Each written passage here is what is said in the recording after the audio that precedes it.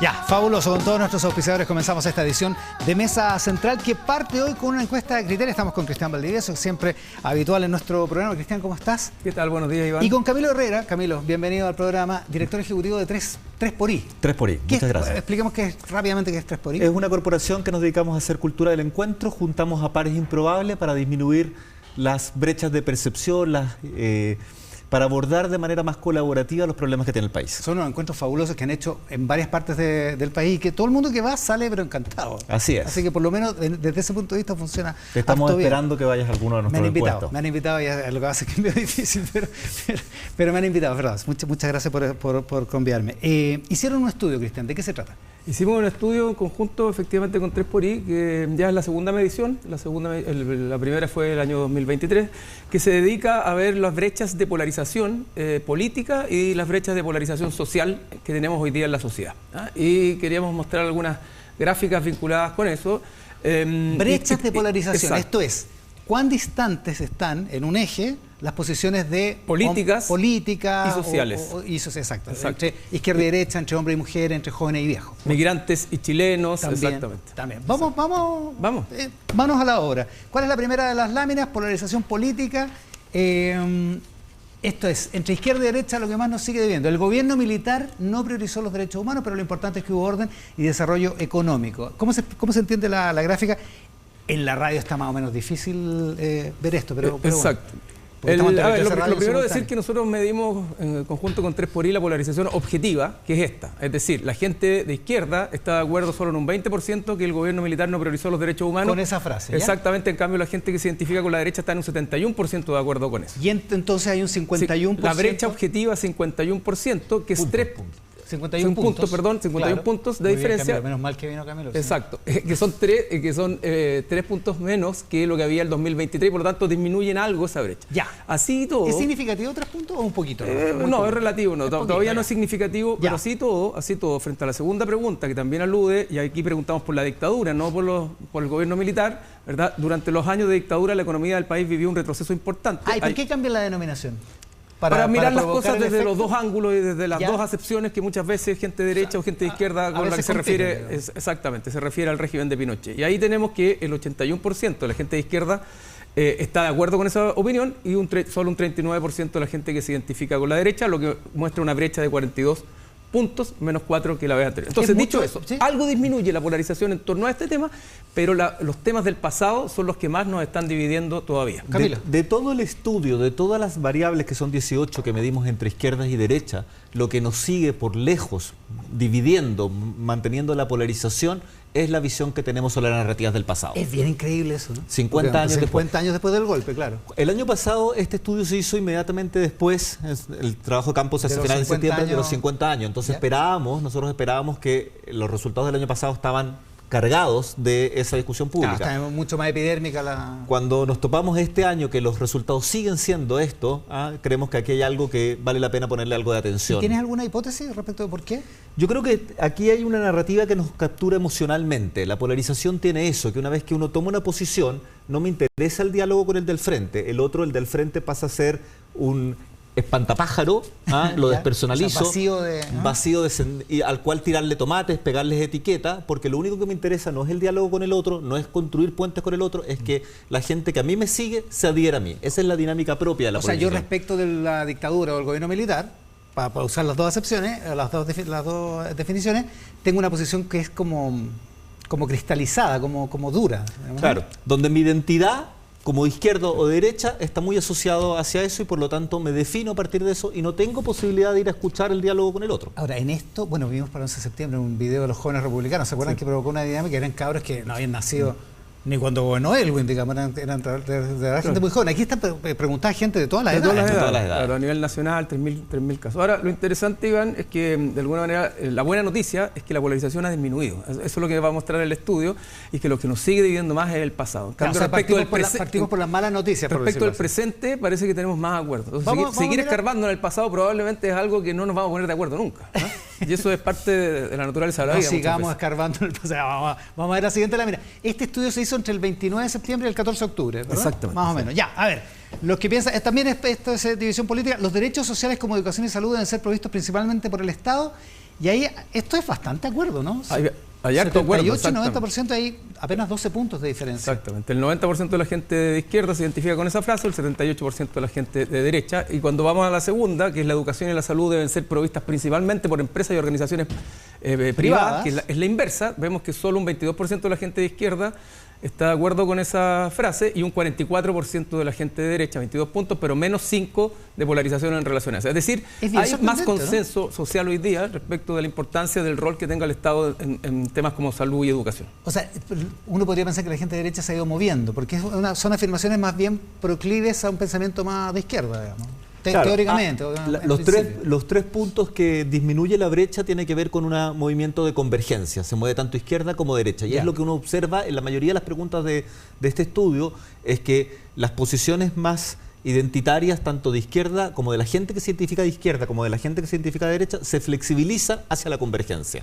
¿Y esto es gente que se autodeclara como de derecha o se autodeclara como de izquierda? Sí, no estamos hablando de las élites políticas, estamos hablando de gente que se autoidentifica en una encuesta. Ahora, un punto importante, Iván, es que acá nosotros estamos graficando el acuerdo. Aquí hay 4 puntos nomás. Acuerdo, muy de acuerdo, y en desacuerdo, y muy en desacuerdo. Ya. Entonces, aquí no nos interesa tanto la opinión pública como las brechas de percepción. Exacto. Es decir, yo también podría decir que efectivamente el estudio muestra que no el 44, sino que el 56% de la gente que se identifica con derecha no está de acuerdo con que la educación y la salud deben ser provistas principalmente por empresas y organizaciones públicas. Ok, ya. Entonces, no quiere decir que la derecha hoy día crea que tiene que haber... que la derecha se puso socialista. Exactamente, pero sí hay un camino de convergencia y eso es lo interesante en este tema. A ver, sigamos mirando otra de las láminas de este estudio de Criteria y 3xI. Esto es también izquierda-derecha. ¿Se deben eliminar las restricciones del ingreso de inmigrantes al país? Y también hay apenas 11 puntos. Pero aquí hay una diferencia que es contraintuitiva, porque ante esta pregunta, si la gente que se identifica con la derecha está más, aprueba más, ambas son minoritarias, pero aprueba más esta frase, o sea, claro, que se deben eliminar las restricciones de ingreso de inmigrantes al país. Y es contraintuitivo, es verdad. Es contraintuitivo, sí. Y sube 4 puntos, versus que la gente que se identifica con la izquierda no está de acuerdo con esta frase, no quieren que se eliminen las restricciones de ingreso de inmigrantes del país y baja 3 puntos. Por lo tanto, sube 7 puntos. Esta es de las pocas frases de polarización entre izquierda y derecha que sube 7 puntos con respecto al año pasado.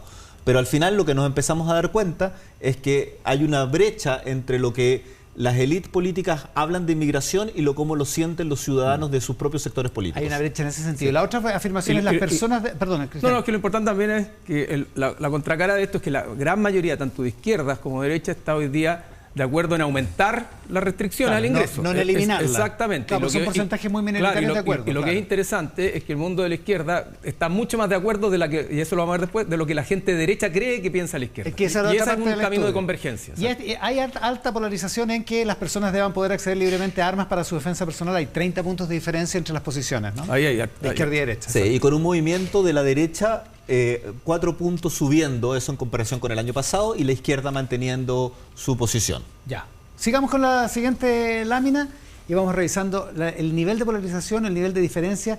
También en política entre personas de izquierda y derecha, siempre que exista la posibilidad de hacerlo, se deben subir los impuestos. Aquí vemos que efectivamente hay preguntas que van hacia la convergencia claramente. Por ejemplo, en esta sé que se deben subir los impuestos, tenemos que la posición de derecha, la gente que se identifica de derecha está 6 puntos más de acuerdo con esto, pero la gente que se identifica de izquierda está 4 puntos menos que esto. Por lo tanto, la brecha, la distancia se disminuye en 10 puntos, siendo ambos minoritarios, o sea, siendo ambos bajo el 50%. No queremos que se suban los impuestos, pero tendemos hacia la convergencia. Pero los que piensan, claro, los que piensan que se deben subir están un poco más de acuerdo entre izquierda y derecha. Y también los que piensan que se deben bajar, o que los que no están de acuerdo también están más en acuerdo. Y eso es lo importante. Exacto. Hay más convergencia. Y los pueblos indígenas deben tener sus propios territorios, y aquí hay más acuerdo, pero también una brecha significativa. Una brecha importante, pero que tiende a la convergencia. Nuevamente, las posiciones de izquierda, que antes eran 77, baja 4 puntos, y las posiciones de derecha, que eran 46, sube 2 puntos. El resultado es que la brecha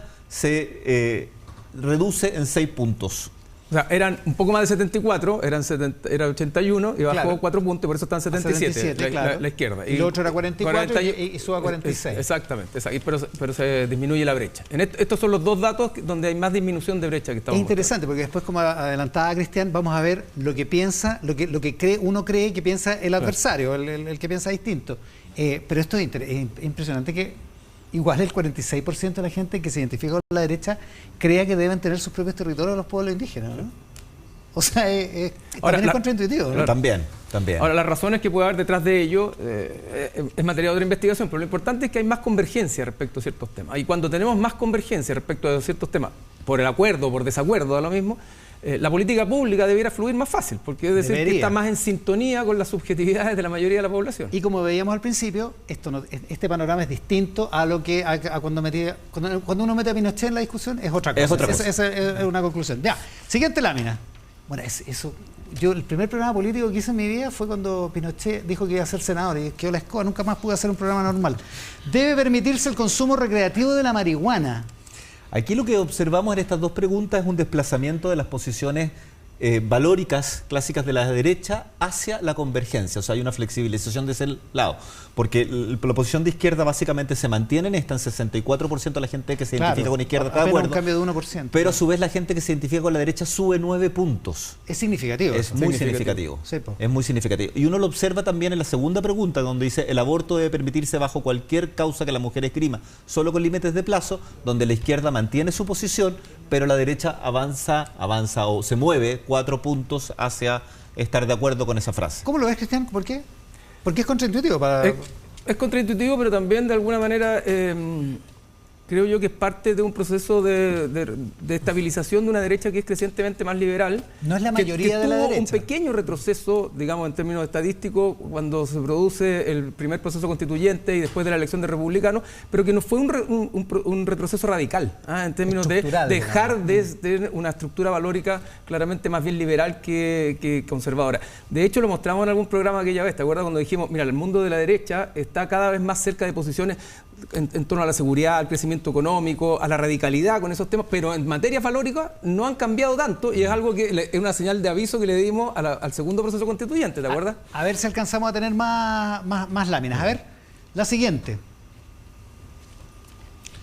A ver, ¿cómo esto? Aquí lo que uno observa es que hay varias preguntas donde la brecha, la distancia entre uno y otro se tiende a mantener, pero toda la franja se mueve en algún sentido. O sea, quiere decir que está cambiando la opinión, pero que no estamos moviendo tanto izquierda y derecha en un mismo lugar. Y, por ejemplo, uno puede ver que privilegiar el crecimiento económico y el empleo por sobre la protección del medio ambiente, tanto la izquierda como la derecha están más de acuerdo con esa frase. Los carabineros deben poder usar armas con libertad sin restricciones, tanto derecha como izquierda están de acuerdo con esa frase. El Estado debe mantenerse alejado de toda actividad empresarial, tanto la izquierda como la derecha están más de acuerdo que el año pasado. Más de acuerdo con esa frase. Claro. Y creo que la última vale la pena dedicarle algo de atención cuando dice cuando hay mucha injusticia social se justifican las manifestaciones con rayado, barricadas y bloqueos de calle, porque aquí lo que aparece que tanto la derecha está de acuerdo, más de acuerdo que el año pasado en 11 puntos más con esa frase. 11 puntos. 11 puntos. Y la izquierda está 7 puntos más de acuerdo con esa frase. O sea, pareciera que ante las injusticias no somos indiferentes y que hay cierta frustración con el sistema político que no puede resolver los problemas y por lo tanto tenemos a buscar, a validar otros mecanismos. Déjame acercarme aquí a la pantalla. Esta línea de abajo indica cómo era la encuesta el año pasado. Así es. Entonces estaba todo más girado hacia estar más en desacuerdo. Más en desacuerdo. O con menos acuerdo, más bien. Y ahora está todo más corrido hacia los porcentajes más altos. No cambia la brecha de percepción, pero estamos más de acuerdo en que hay que privilegiar el crecimiento económico, en darle más atribución a carabineros y también estamos más enojados. Porque de alguna manera la injusticia social es más validada el enfrentarla a través de manifestaciones y marchas. Rayados, barricadas y bloqueos de calle. Sí. Aun cuando, de nuevo, la derecha no está mayoritariamente de acuerdo, pero subió significativamente 11 puntos. Sí, pues bien impresionante. Sí. La pregunta es por qué y a qué tipo de injusticia se refiere, pero sube 11 puntos. Exactamente, ¿contra qué gobierno van a hacer las barricadas? Digamos. Ya, otra lámina de este estudio de Criteria y 3xI. A ver. Aquí aparece una innovación de este estudio porque lo que tiende a pasar es que no solamente nosotros tenemos brechas de opinión, sino que las brechas de... Como yo no sé lo que tú opinas, yo tengo un imaginario construido de lo que tú opinas. Entonces las brechas de percepción tienden a ser más amplias. Perfecto. Y cuando yo me junto a hablar contigo, yo no sé lo que tú piensas, entonces si yo creo que tú estás mucho más lejos de lo que yo creo, ni siquiera me junto a hablar contigo. Voy con un prejuicio. O cuando hablo no te oigo porque... Estoy peleando contra el fantasma que tengo construido de ti. Exacto. Y lo que uno observa acá, que estos son los prejuicios que tenemos de la izquierda hacia la derecha, es que en todos hay una amplificación muy significativa. Esto es muy interesante. O sea, en el fondo, la educación y la salud deben ser previstas principalmente por empresas y organizaciones privadas. La gente de izquierda cree que la derecha está un 66% de acuerdo con eso. Cuando le preguntamos a la gente de derecha, solo un 44% está de acuerdo. O sea, es minoritaria, pero la izquierda lo amplifica. Entonces tenemos brechas en cada uno de ellas significativas. La buena noticia es que todas estas brechas son menores que el año pasado. O sea, también entre el año pasado y este año hemos ido disminuyendo nuestros prejuicios cruzados. Exactamente. Disminuye el prejuicio. Disminuye el prejuicio. Y eso pasa en el tema de las armas para la defensa personal, también. El 48% de la gente de derecha, pero la izquierda cree que el 70% estaría de acuerdo. Exactamente. Y en el tema del aborto, que tendría que ser prohibido, no debe permitirse bajo ninguna causal, la gente de izquierda piensa que el 68% de la gente de derecha estaría en contra y no es así. No es así. Esta es la polarización subjetiva. Esta es la polarización subjetiva que llamamos y que efectivamente disminuye, y es la que más disminuye este año, y eso es muy interesante, porque de alguna manera es como que nos hubiéramos empezado a cansar de etiquetar y ponerle toda una serie de adjetivos al resto. Vamos con la siguiente lámina, por mientras, claro, nos cansamos de eso, ¿no? De etiquetar. De etiquetar y no preguntar y de prejuzgar, exacto. ¿Por qué no preguntamos mejor? Claro. Estos son los prejuicios que tiene la gente de derecha, cree que piensan los de izquierda. Entonces, por ejemplo, la gente de derecha cree que la gente de izquierda está súper a favor de eliminar las restricciones de ingreso de inmigrantes al país. Cree que un 59% estaría de acuerdo con eso, cuando en realidad la gente de izquierda, que se identifica con izquierda, solo un 23% está de acuerdo con eso. Entonces, claro, hay una brecha grande. O siempre que exista la posibilidad de hacerlo, se deben subir los impuestos. La gente derecha cree que la gente de izquierda lo único que quisiera es subir los impuestos cuando eso no pasa, que es la que está abajo. Que está abajo. ¿Y la última, la economía durante la dictadura? Aquí hay un efecto al revés. Como no hablamos de la dictadura, como no nos encontramos con eso, la gente de derecha subestima la posición de izquierda. No cree que la gente de izquierda sea tan de izquierda en esta posición. O sea, ellos dicen, durante los años de dictadura la economía vivió un retroceso importante, la gente de derecha cree que solo el 64% de la gente de izquierda piensa eso cuando en realidad es un 81%. O sea, lo subestimo. Esta es la única que es al revés, ¿no? Hay otra más, pero es menor en magnitud. Y luego también tiene que ver con la dictadura. Ahora igual disminuye la brecha. Igual disminuye la etiqueta, igual nos acercamos más a datos objetivos, ¿verdad?, respecto a lo que los otros piensan. Cambiamos la lámina mientras tanto y o sea, en general hay una cosa de polarización más atenuada de lo que veíamos antes. Aquí entre hombres y mujeres, ¿no? Claro, aquí hicimos, no solamente el clivaje de polarización se da entre izquierdas y derechas, también se puede dar entre hombres y mujeres, entre regiones y Santiago, entre migrante y no migrante. Entonces, en el caso de hombres y mujeres, miramos por ejemplo, las mujeres en puestos de liderazgo toman mejores decisiones que los hombres. El 74% de las mujeres están de acuerdo con esa frase. Sin embargo, cuando le preguntamos a los hombres, nos sorprende que también el 48%, la mitad de los hombres también está de acuerdo que las mujeres toman mejores decisiones en puestos de liderazgo. Y así uno va viendo las distintas preguntas que se deben establecer cuotas en el Parlamento, tanto hombres como mujeres están mayoritariamente de acuerdo con eso y con no tan significativa brecha con respecto al año pasado. O esta que también es interesante porque cuando le preguntamos si las mujeres deberían jubilarse a la misma edad que los hombres, la brecha es bastante pequeña, estamos bastante de acuerdo, y tanto hombres como mujeres creemos, significativamente que debería ser la misma edad. De pronto casi la mitad de las mujeres. 48% de las mujeres. Exactamente. Claro. Y donde hay menos brecha es que en el desacuerdo de que el cuidado de los niños debe ser responsabilidad principalmente de la madre. A nivel de polarización objetiva, de brecha de opinión, a nivel de opinión estamos súper de acuerdo que aunque no debería, que el cuidado de los niños debe ser responsabilidad de todos, debe ser corresponsabilidad. Pero cuando a esta misma pregunta le ponemos la brecha subjetiva, nos damos cuenta que aparece una brecha significativa. Cambiemos de lámina mientras tanto y tenemos las últimas. Y esto es el clivaje entre jóvenes y viejos, por decirlo así. Sí. Es un clivaje muy interesante porque muestra una gran distancia entre lo que las generaciones más jóvenes piensan, por ejemplo, respecto a los desafíos que debe enfrentar la sociedad hoy día. La gente joven, el 75% de ellos piensa que las generaciones mayores no entienden los desafíos de la sociedad hoy día y solo el 21% de las generaciones mayores. piensa eso. Chuta, ahí hay 54 puntos. Claro, entonces cuando tú te encuentras con un joven que piensa respecto a alguien mayor de 60 años, probablemente la conversación es muy bien compleja, porque esa persona cree que el otro está incapacitado para entender el mundo exacto, y sus desafíos, Camilo. Y son 54 puntos, que es la brecha más alta de todas las medidas en el estudio, que tiene múltiples clivajes, o sea, y lo dramático de esto, Iván, es que todos tenemos en nuestras casas almuerzos de domingos con abuelos, o sea, esta es una polarización que está dentro de las casas también, donde todos podemos hacer algo por disminuirla. Claro, pero ese diálogo se hace muy difícil si eso es así. Ya, y pasa lo mismo con los jóvenes, creen que lo saben todo y se embarcan en iniciativas para las cuales no tienen experiencia. ¿Eh? Harto acuerdo con esa frase. Última lámina de este estudio de Criteria y 3xI respecto de, este es el clivaje entre migrantes y nacionales chilenos, ¿no? Sí, chilenos, ¿Eso es? sí. Este para nosotros es un foco de atención. Aparece esto como el clivaje que más sube, una nueva fuente de polarización, podríamos decir, para los próximos años en Chile, cosa que ha pasado en distintas partes del mundo. Cuando decimos si los migrantes son un aporte importante al desarrollo económico y social del país, los chilenos creen que solo en un 41% están de acuerdo con esa frase, o sea, más de la mitad de los chilenos creen que no son un aporte. Sin embargo, los migrantes en un 90% creen que son un aporte. Y eso y esa diferencia es 5 puntos más grande que el año pasado. Ya, o sea, eso va aumentando. O sea, ahí hay un problema.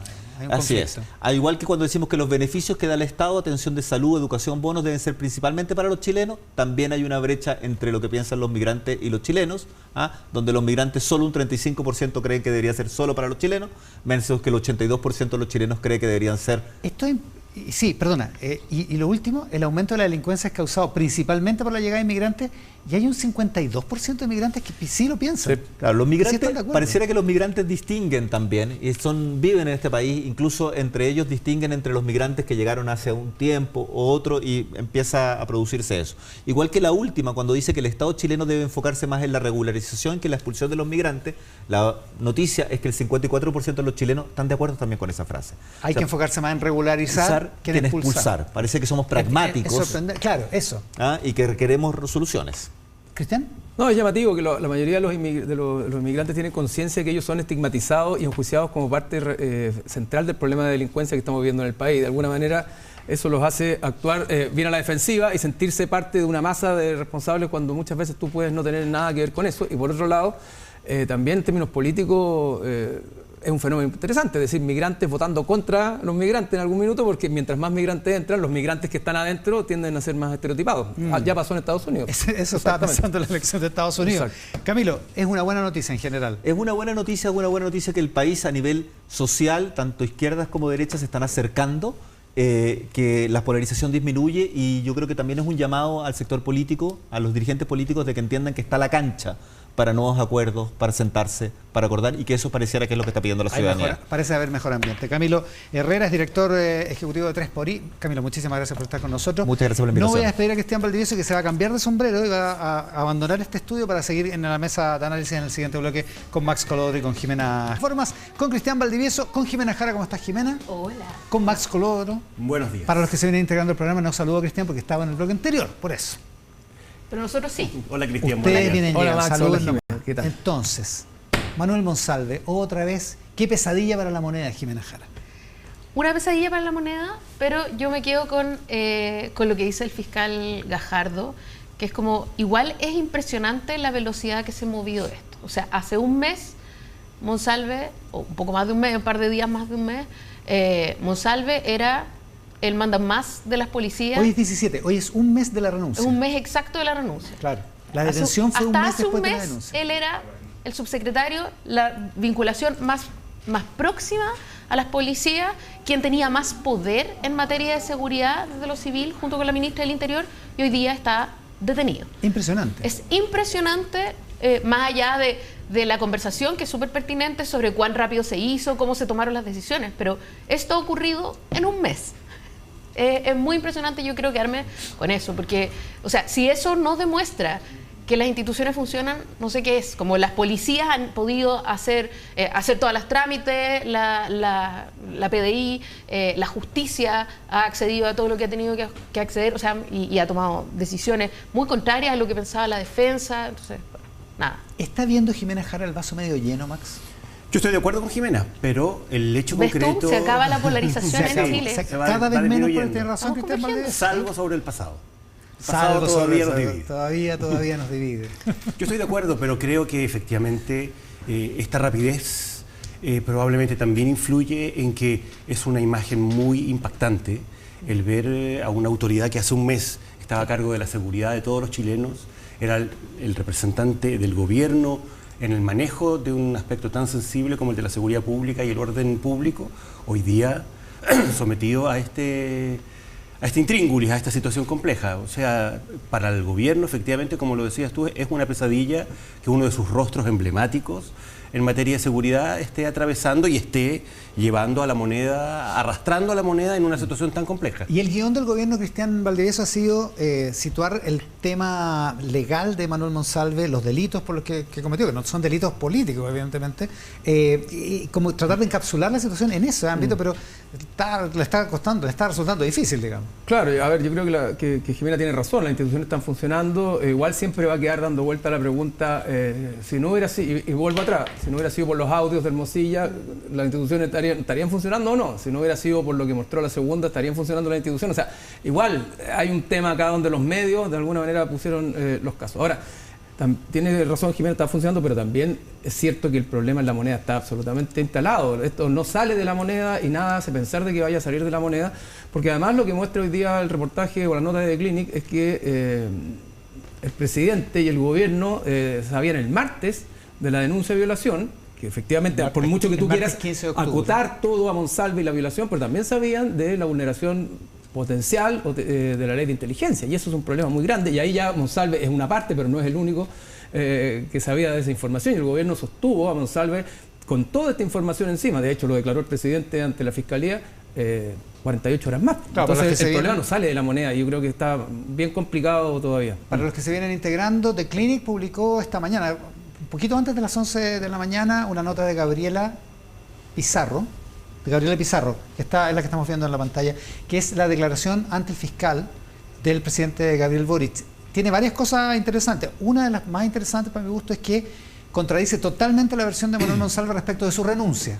Dice que el jueves 17, cuando se juntan, después de que Manuel Monsalve está en el Congreso acá en Santiago, va a La Moneda, se juntan, está la ministra del Interior con quien el presidente ya se había puesto de acuerdo, dice, y Monsalve intenta mantenerse en el cargo, según el presidente. Le dice, mi abogado me ha dicho que si yo renuncio sería como asumir la culpabilidad, a lo mejor no renuncio, y que el presidente le dice, perdón, pero esto es absolutamente incompatible, que usted sea subsecretario del Interior y que lo estén investigando, o sea, no hay vuelta. Eso es parte de lo que dice Boric en su declaración, Jimena. Me parece que eso es lo que tenía que pasar, o sea, creo que además el intento de quedarse en La Moneda, habiendo despertado sin ropa con una persona, como se acordara o no, es bien escandaloso. Con una subalterna además. Con una subalterna, o sea, independiente de si se acordaba o no exactamente lo que había ocurrido, que ahí también hay como una cierta contradicción con lo que ocurre con la declaración de la ministra Toá, ¿no? Porque él dice que no se acuerda de nada, pero a la ministra Toá le responde con certeza que no ha habido sexo en la mañana. Entonces, hay partes que sí recuerda, hay cosas que sí se acuerda. Además de eso, él intenta, como de acuerdo con la declaración del presidente, intenta quedarse, y me parece súper adecuado que le digan, este no es el lugar para que te quedes como después de esto, ¿no? Si la pregunta es por qué siguió, por qué de ahí lo mandaron a Concepción, por qué de ahí le pasaron un avión, y por qué nos encontramos con Manuel Monsalve el día jueves en el Parlamento, claro, ejerciendo como subsecretario, negociando la ley de presupuesto. La pregunta son esas 40 horas de gas. Ese es el problema, que yo creo que no va a salir de La Moneda tan rápidamente, porque no es solo Monsalve el que eventualmente cometió el acto de violación, sino que además el gobierno sabía de la vulneración de la ley de inteligencia, todo este tema de las cámaras, que es absolutamente explícito. Que en la declaración queda explícito que el presidente sabía, y que también la ministra del Interior sabía, porque Eduardo Serna le dijo que había una investigación. Al principio pensamos que Serna el director de la PDI le había dicho a la ministra del Interior que había una investigación por delitos sexuales, pero afirma ahí que también le dijo que había una investigación por eventual vulneración a la ley de inteligencia. Incluso antes de la violación, antes del acto de la violación, el subsecretario del Interior, que está a cargo de la seguridad pública, el domingo en la noche, en un fin de semana particularmente crítico, fue la semana del 18, más de 35 muertos, estaba completamente borracho. O sea, la persona que estaba a cargo de la seguridad pública ese domingo en la noche estaba completamente borrado. La persona que... Ministro del Interior subrogante. Subministro del Interior subrogante, y la persona que está a cargo de la seguridad era uno de los fines de semana y de la semana más complejas en materia de seguridad. Ahora, lo más complejo, creo yo, y que probablemente explica un poco de la perplejidad, yo no sé si de las decisiones ni de la rapidez de las decisiones, pero sí de la perplejidad, es que la narrativa que usa el subsecretario Monsalve, que era de plena confianza hasta ese momento, tanto del presidente como de la ministra, es que hay una denuncia y que él teme haber sido drogado y que en el fondo esto tenga que ver como con un propósito de extorsión, ¿no?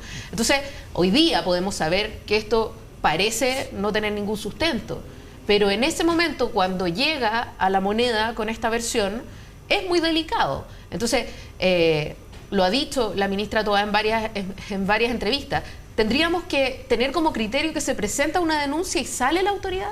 A lo mejor no hay un protocolo para este tipo de cosas. Es jodido, porque no también sabemos, la manipulación que se puede hacer. Claro, pero él llega y dice, esto es todo mentira, me están queriendo extorsionar, no me acuerdo de nada, temo que me hayan puesto algo en el trago.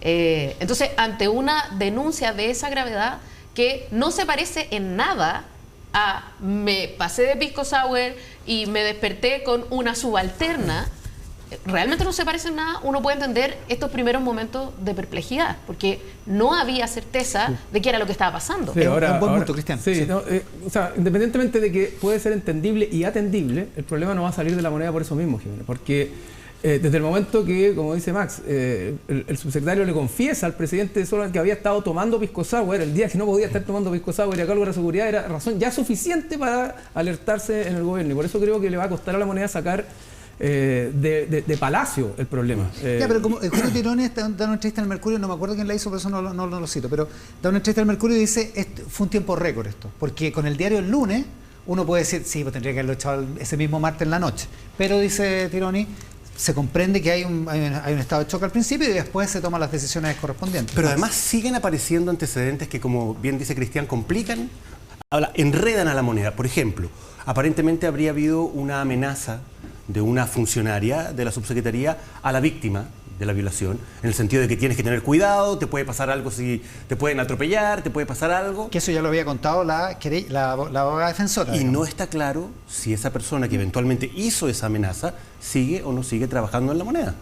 Lo que yo entiendo es que el subsecretario Cordero dijo que no iban a echar a nadie por esto. Bueno, eso es lo que yo entiendo, no sé si hay una persona que ya no está. Si hay una persona, yo entiendo que ya no está. Que esa persona ya no trabaja, eso debiera aclararlo La Moneda rápidamente. Porque efectivamente es muy delicado que una eventual funcionaria de gobierno del entorno de Monsalve, aparentemente, por el tipo de amenaza, pudiera eventualmente seguir trabajando en La Moneda. Ahora, eso es particularmente confuso porque esta persona es una de las personas a las que la denunciante se confía primero.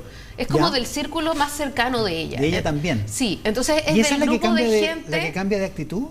Porque el papá dice claro, que Mónica Pérez decía en una entrevista el otro día que efectivamente había habido un cambio de actitud y que por lo tanto no está tan claro si era una amenaza o era una precaución, porque volvió a ir una segunda vez, ya había estado con ella en su casa y le había dicho tienes que denunciar, esto no es normal, o sea, se había portado como la amiga que había sido hasta ese momento y en una segunda visita le dice ten cuidado con lo que vas a hacer porque, qué sé yo, y entonces porque algo que ella lee como amenaza, pero que no está claro si era verdaderamente una amenaza. Ahora recordemos, que el papá era denunciante de una entrevista a Televisión esta semana también, digamos, Cristian Valdés. No, a ver, las cosas no son lo que son, sino lo que parecen. Entonces yo creo que más allá de que haya sido un tiempo récord que se solucionó el problema, el tema igual está instalado en La Moneda. Entonces la pregunta, que creo que cualquiera se tiene que hacer es, ¿qué es lo que tiene que hacer La Moneda hoy día para sacar el caso de La Moneda? Y yo creo que hasta ahora La Moneda no ha actuado diligentemente y estratégicamente para sacar el caso. Y mientras no actúe en función de buscar sacar el caso y recuperar la agenda, probablemente el problema va a seguir en La Moneda. Más allá que haya actuado rápidamente, que haya actuado con toda la velocidad del mundo y a lo mejor que esto haya sido ¿verdad? En tiempo récord, pero independientemente las cosas son lo que parecen, y lo que parecen es que el subsecretario le dijo 48 horas antes que había estado tomando pisco sour en un momento donde la seguridad para la opinión pública es lo más relevante. Entonces es complejo sacarlo. Ya, ponle que todos somos súper injustos. Claro, que es súper exigente, ya, pero igual el problema está, digamos. Claro. O sea, existe. Y en la medida que sigan apareciendo antecedentes como el día de hoy en el The Clinic, efectivamente, el problema no solo está en la moneda, el problema está en el presidente también. El presidente es el que está haciendo... Lo cual hace imposible sacar de la moneda el asunto, porque no vaya a sacar al presidente. No, ese es el problema. Sí, claro, en la medida en que el presidente es un actor directo, indirecto de esta trama, inevitablemente este problema complica al gobierno y le resta la posibilidad de instalar una agenda distinta. Pero si eso es así, entonces tiene razón el presidente de no sacar a la ministra del Interior, porque no va a sacar nada, porque él está involucrado en la cadena de decisiones. Yo creo que hoy día el presidente no saca nada dejando caer a Carolina Toa. No gana nada. No gana nada. Sí, yo creo que el presidente, en esta declaración hay esta doble conversación en la que efectivamente él se entera que ha habido una revisión de cámara y eso confirma algo que él ya había dicho en su primera conferencia de prensa, pero por otro lado también confirma que él no tenía la voluntad de dejarlo. Y tiene razón Cristian, hay un por qué entonces se demora esta decisión. ¿Cuándo el presidente llega a esa convicción? Eso es lo que no está claro. Lo que él dice es que en esa conversación del 14... del martes 15. ¿Del martes 15? Ya. Sí. Él le dice que no puede seguir ahí porque no puede defenderse desde la moneda. Entonces no se entiende que siga siga es que esa conversación es el jueves 17, cuando se va. Es el jueves 17 cuando se va, cuando decide y da el paso al costado Monsalve, porque finalmente sale él a hacer su puesta en escena, a despedirse, a decir que renuncia. A su pinta. Exacto. Básicamente. O sea, también es contradictorio que si el presidente efectivamente, como nos dice hoy día en The Clinic, reafirma que él le pide la renuncia y él le insiste en que no puede seguir en el cargo, se le dé la posibilidad a Monsalve de instalar un podio en la moneda y decir que él es el que está presentando la renuncia. Sí, parece un privilegio una cosa extraña, digamos, ¿no? No está claro eso. Tampoco está clara cómo se toma esa decisión. También puede haber sido vacío de poder, digamos. O sea, que nadie tomó ninguna decisión. O sea, él tenía que renunciar rápidamente y se hizo este mono, decimos en tele, en que él está como en encuadre con la calle. Él, a diferencia de otras veces, no tiene atrás un pendón, está como hacia la calle, ¿no? Sí, es un pero está dentro de la moneda. Está dentro de la moneda y él dice todo lo que voy a hablar, lo que siga, lo voy a hablar afuera de la moneda. Entonces él hace una declaración que es su última declaración como subsecretario formalmente. O sea, ya estaba afuera. Claro. Yo ya renuncié. Fuera del cargo. Dice ya que renunció. Y la pregunta es, yo sé que pasó poco tiempo, pero la pregunta es, ¿cómo se toman esas decisiones? ¿Quién hace ese diseño de comunicación? ¿Por qué Monsalve termina ejecutando una orden contraria a lo que el presidente le había dicho? Por eso que el caso ha sido manejado muy mal desde principio a fin, y no olvidemos que después de eso vino una conferencia del presidente, o una conferencia de prensa que duró 50 y tantos minutos, al día siguiente, donde el presidente más explicó, pero más de lo que explicó se complicó, y finalmente enredó todo. De hecho, a mí me hizo recordar al presidente Bachelet, y a lo mejor esto de que me enteré por la prensa hoy día es una gran frase, versus a tratar de esta lógica de transparentar todo como si fuera absolutamente inocente y no tuviera ninguna responsabilidad. El presidente de la República esa frase sí que envejeció bien. Envejeció bien dentro de todo, porque el presidente tiene una responsabilidad de mando igual, inevitablemente. Pero ¿cómo se la cobraron? Exactamente. Se la cobraron un montón, es verdad, y hasta el día de hoy. Sí. Ahora, pero efectivamente envejeció mejor, parece. Yo creo que la dificultad uno puede incluso discutir, yo no tengo mis dudas, si es que sacando a la ministra del Interior, haciendo un cambio de gabinete profundo, el gobierno podría generar un cambio de tono, de sensación, ¿verdad? Recuperar algo a la gente. Pero de alguna manera, bueno, las cosas no son lo que son, sino lo que parecen. Yo creo que la ministra Toá no está dispuesta a salir como pato de la boda de esto, ¿verdad? Y tener que renunciar sola como responsable única, más aún sabiendo lo que estamos viendo. Entonces, de alguna manera, el destino de la ministra era un diseño yo creo que ella profundo. no está dispuesta a salir y a ser responsabilizada por el caso Monsalve. Y yo creo además que el PPD y el socialismo democrático tampoco están dispuestos a dejar caer a Toá, porque Carolina Toá es una precandidata presidencial, de las pocas que le van quedando al oficialismo. Entonces, ¿es su única carta, como dice Tironi hoy día en el Mercurio? Bueno, yo creo que no sé si es la única carta, pero es una carta importante todavía en el actual contexto y dadas las dificultades que hay para tener liderazgos presidenciales que se están observando en el oficialismo. Yo creo que Carolina Toá sigue siendo una de las cartas más importantes, a pesar de esta dificultad. Jimena Jara, no inventaste tú esa frase me enteré por la prensa, ¿no? Porque Jimena Jara trabajaba en el gobierno de Bachelet. Yo no inventé ninguna frase, la presidenta decía todo lo que tenía que decir. Ella decía todo lo que tenía que decir. Pero yo... Igual hubiera sido bueno que le hubiera inventado a Jimena. Solo una cosa, que parece bien paradójico que hoy día estamos conversando sobre la pertinencia de que salga Carolina Toá, y en algún momento estábamos hablando de la pertinencia de que saliera Antonia Orellana. Son dos mujeres en el gabinete que finalmente hoy día estamos conversando si tienen que pagar o no los platos rotos por las acciones que no pueden ser más íntimas de un subsecretario. Entonces, yo entiendo, pero no me deja de parecer paradójico que hoy día, en el fondo, quienes estén en tela de juicio sea la ministra. Yo en ese punto coincido con Cristian. El responsable político en un régimen presidencialista es Gabriel Boric. De las decisiones que se tomaron bien y de las que no se tomaron o se tomaron mal. Exacto. Y las ministras o ministros son los fusibles, porque no podemos dejar caer al presidente. Entonces, yo discrepo contigo, Jimena, en el sentido de que no se las está enjuiciando en tanto mujeres, sino en tanto la responsabilidad del cargo que tenían. Y no por la violación. Exactamente. Y aquí hay muchas otras derivas probablemente que todavía no se saben, pero posiblemente otras ministras también sabían de esta situación, porque el círculo íntimo del presidente no se acotaba a la ministra del Interior. Entonces esto está complejo, y la pregunta es, más allá de cómo sea, cómo la moneda logra sacar esto, porque de lo contrario se va a quedar sin agenda en un año, el próximo año que es electoral, y vienen las presidenciales, y esto puede seguir mucho rato. O sea, este caso está recién comenzando desde el punto de vista de la arista judicial, y efectivamente, si esto es una cuestión, como tienden a ser los procesos judiciales, por goteo, nos vamos a ir enterando todas las semanas de nuevos antecedentes, para la moneda se va a convertir efectivamente en una situación muy, muy complicada. O sea, el presidente pasó por la PEC, que es un momento de lucimiento en política internacional, le va bien además en los momentos de política internacional, y no habló con la prensa. Porque, bueno, ya sabíamos lo que le iban a preguntar. Y está en Río ahora. En la COP. Ahora está en el G20. No, el G20. Y no está claro qué vaya a ocurrir ahí, digamos. O sea, no parece probable que hable hoy, por lo menos. Ahora, la pregunta es, ¿va a haber un protocolo para este tipo de situaciones? Porque esta es una situación que no había ocurrido nunca. Igual, claro, una anomalía. O sea, es como, ok, vamos a establecer, porque a mí me parece que esta cuestión se aborda, o sea, tiene unos costos políticos que no sabemos cuáles van a ser, pero tiene también una deriva institucional. Y la pregunta es, ¿cómo se resuelve institucionalmente una cuestión así? ¿Cómo vamos a acordar que esto debería haberse hecho y que fuera suficiente? O sea, llega una denuncia de la que no sabemos nada más en ese momento, la autoridad es apartada del cargo sin que hagamos ninguna otra averiguación.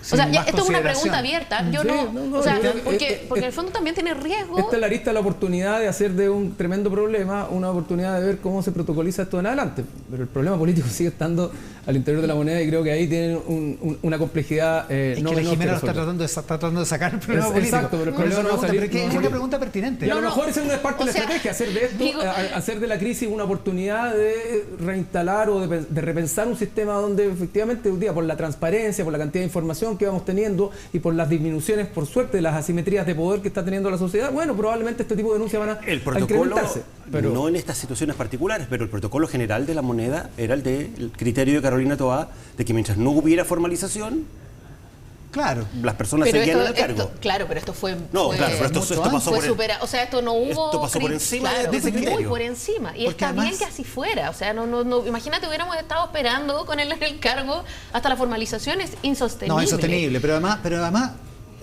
protocolizar esto en el sentido hiper estricto de que por una denuncia alguien se tiene que ir, realmente es quedar en manos de cualquier... También es muy complicado pero eso. Justamente esos 2 días son la pregunta de qué se sabía y qué no se sabía, y cuál era la versión que tenía Manuel Monsalve versus lo que estaba ocurriendo en Fiscalía. Entonces, hoy día sabemos que probablemente él mentía en varias cosas de las que le dijo a la autoridad. Bueno, lo que dice el presidente ahí sugiere que Monsalve le mintió. Le mintió. Derechamente, claro. Esa noche, el martes 15 de la noche. La pregunta es cuándo el presidente adquirió la convicción de que Monsalve se tenía que ir. Esa pregunta no está respondida. Y desafortunadamente se la van a seguir haciendo. ¿Y cuándo políticamente tendría que haberla adquirido? Porque además es una cuestión, o sea, son momentos en que todo es rápido y es muy blando. Pero entonces, lamentablemente, yo estoy de acuerdo con eso, pero lamentablemente aquí el hecho que gatilla la renuncia es un reportaje de la segunda. Claro. es una filtración de la prensa finalmente la que genera o al menos es la única causa que nosotros conocemos y eso complica al gobierno, porque la denuncia sale cuando estaba ejerciendo sus funciones. Por eso no la pregunta. Si el presidente estaba convencido, tenía que esperar la segunda para que... Está difícil. En fin, oye, no pudimos hablar de ningún otro tema porque tenemos el debate de gobernador. Un debate muy importante. Ya nos están intimidando los candidatos. Y una elección muy importante el próximo domingo. Voto obligatorio. Voto obligatorio. Mesa central. 11 plebiscitos a nivel regional. 11, hay alguna gente que le gustaría que fueran plebiscitos. 11 plebiscitos. Hay otra gente que dice que no son plebiscitos. Son 11 elecciones también. Podríamos. 11 elecciones de segunda vuelta. Con Jimena Jara, con Max Colodro, con Cristian Valdivieso en la edición de hoy de Mesa Central. El saludo para nosotros. Lo prometido, lo anunciado durante la semana, el debate para la gobernación metropolitana aquí en Mesa Central, por primera vez juntos debatiendo. Claudio Rego, actual gobernador metropolitano. Claudio, bienvenido. Muchas Francisco gracias. Rego, el retador, podríamos decir, en esta segunda vuelta. Francisco, muchas gracias por por la invitación. Hagamos el saludo inicial, supuesto, porque por supuesto. ya se saludaron en comerciales, pero Sí. para que la gente lo vea. Que sea un rico debate de ideas, Igualmente, compadre. muy Ojalá bien. así sea. Vamos. Muy bien. Vamos a explicar cómo va a ser este debate en esta jornada. Claudio Rego, Francisco Orrego. El debate tendrá el siguiente formato. En el primer bloque de preguntas vamos a partir preguntando a Francisco Orrego, ya que es el primero que aparece en la papeleta.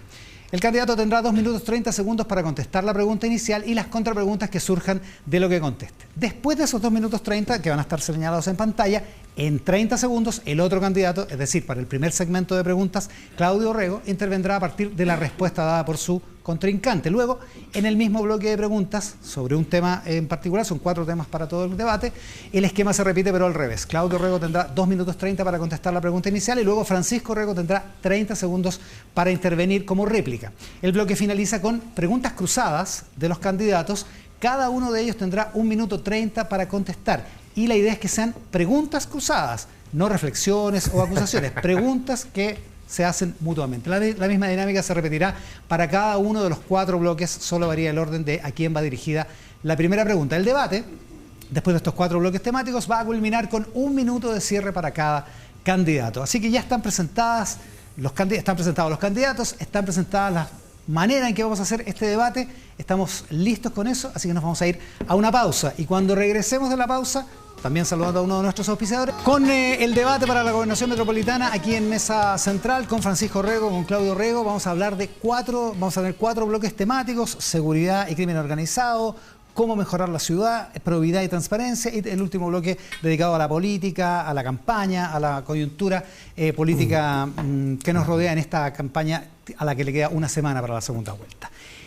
Cada bloque va a comenzar con una pregunta. Vamos a respetar el orden de la papeleta para partir este primer bloque. Vamos a partir preguntándole a Francisco Orrego, luego tendrá 30 segundos de réplica Claudio Orrego, y así vamos a ir intercalando. Y en el siguiente bloque temático vamos a partir al revés, con Claudio Orrego primero, con Francisco Orrego después. El primer bloque es sobre seguridad y la pregunta para Francisco Orrego, y estos primeros 2 minutos 30 que van a aparecer en pantalla con un cronómetro, es acerca de su propuesta, Francisco, de imitar a Buenos Aires en el sentido de la coordinación de las cámaras, porque se le ha criticado que ya existe y también se ha puesto dudas respecto de cómo se financia una propuesta como la que usted ha planteado. 2 minutos 30 para este primer. Oye, lo primero es que agradecer a la gente que nos está mirando en sus casas por este debate. Muchas gracias al canal también por invitarnos a conversar. Espero que sea un debate de ideas, de propuestas, salir un poquito de las descalificaciones, de los ataques personales, de los ninguneos y centrarnos en lo que a los vecinos les importa hoy en día, que es básicamente ver las soluciones reales. La buena política se trata de escuchar, la buena política se trata de empatizar y la buena política se trata de vivir esa realidad que ustedes hoy día están viviendo en sus casas. Yo que he recorrido las 52 comunas de la región metropolitana, entiendo que la principal demanda de los vecinos es seguridad. Por eso mi plan es dejar un centro de seguridad integrado que articule, coordine a los 52 alcaldes de la región metropolitana. Un centro de seguridad integrado. ¿Por qué? Porque el crimen hoy día está organizado, porque el narcotraficante hoy día está organizado, porque el delincuente hoy día está organizado. Y tenemos que organizar nosotros a los buenos, a los alcaldes, a Carabineros, a la PDI. Este centro de seguridad no es nada nuevo, es replicar el modelo que funciona en la ciudad autónoma de Buenos Aires. Claro. En esa materia, lo importante para nosotros es implementar cámaras de seguridad, pórticos lectores de patente, drones, globos aerostáticos. Tú me decís, ¿por qué globos aerostáticos? Sí, como los Barnechea. Bueno, ¿y qué pasa en las tomas? Donde los carabineros no pueden entrar, en Cerrillo. También, ahí nos sirve. Implementar mayores elementos para la seguridad y que toda esa ciudadana. información llegue al mismo centro.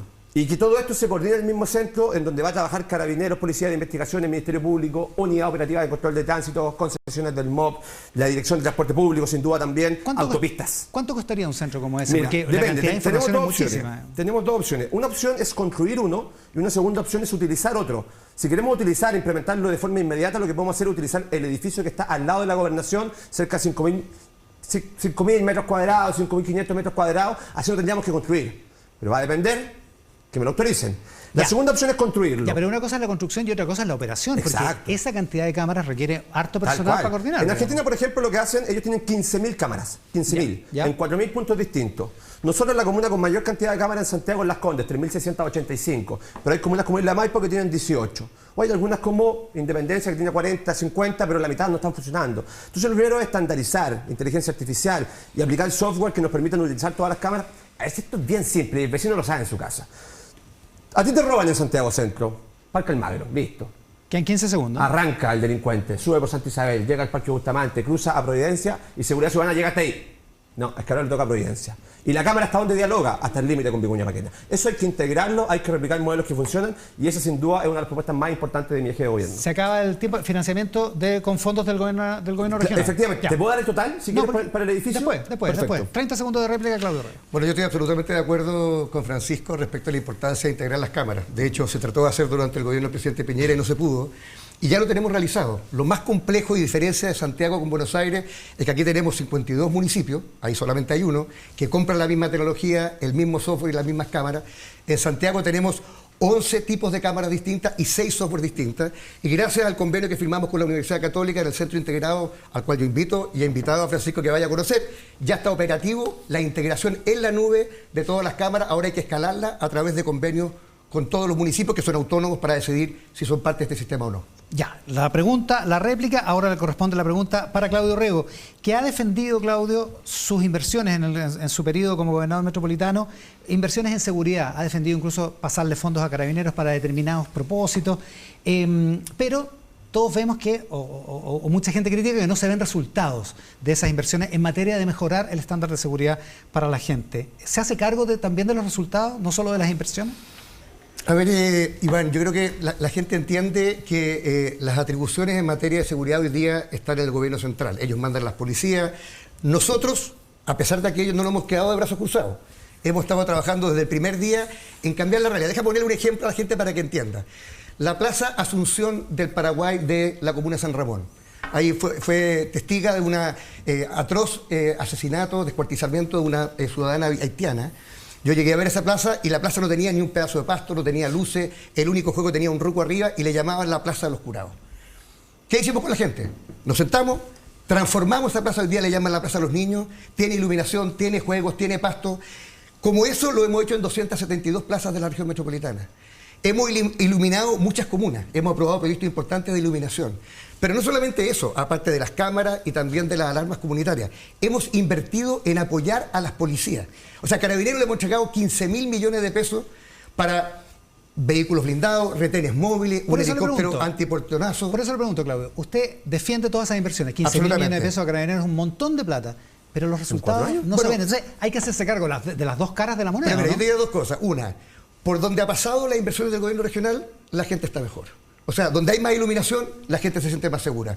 Donde hay cámaras de televigilancia, la gente se siente más segura. O sea, hay resultados de eso. O sea, mira, la gente de Quilicura o de San Ramón, con su nuevo cuartel de la PDI que financiamos nosotros, lo recibió con más alegría que cuando recibió un estadio. Porque saben que va a llegar la PDI y los va a apoyar. Ahora, esto no es suficiente. Nosotros hemos tenido también una postura muy firme respecto al gobierno nacional. Nosotros hemos pedido dos cosas que no nos han hecho caso. Una, hemos pedido que nos den la atribución de la prevención del delito, que es la misma atribución que tienen hoy día los municipios y en virtud de la cual se hace mucha inversión. Ahora, nosotros hemos tenido que poner más lucas en las comunas que tienen menos recursos. Y lo segundo es que yo he sido enfático en decir que en la crisis que estamos viviendo de homicidios en la región metropolitana, me parece bastante incomprensible que le pidamos ayuda a los vecinos y a los inspectores municipales, pero no le pidamos ayuda a las Fuerzas Armadas, que tienen bastante más equipamiento y bastante más tecnología para apoyar la labor de Carabineros y de la PDI. Yo creo que aquí, en esta crisis, se requiere una terapia de shock y es importante de que todos los actores del Estado podamos poner de alguna manera una contribución a esta tarea colectiva. Aunque sea el gobierno por el que usted votó, digamos.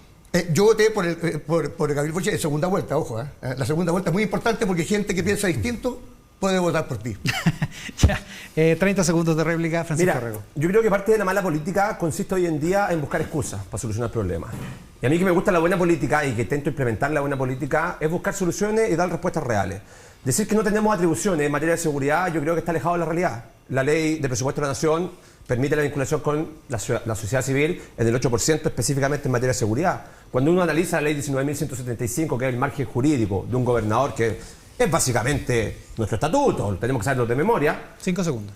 Sin seguridad no hay economía, sin seguridad no hay cultura, sin seguridad no hay desarrollo. Nosotros tenemos atribuciones y lo que tenemos que hacer es implementarlas.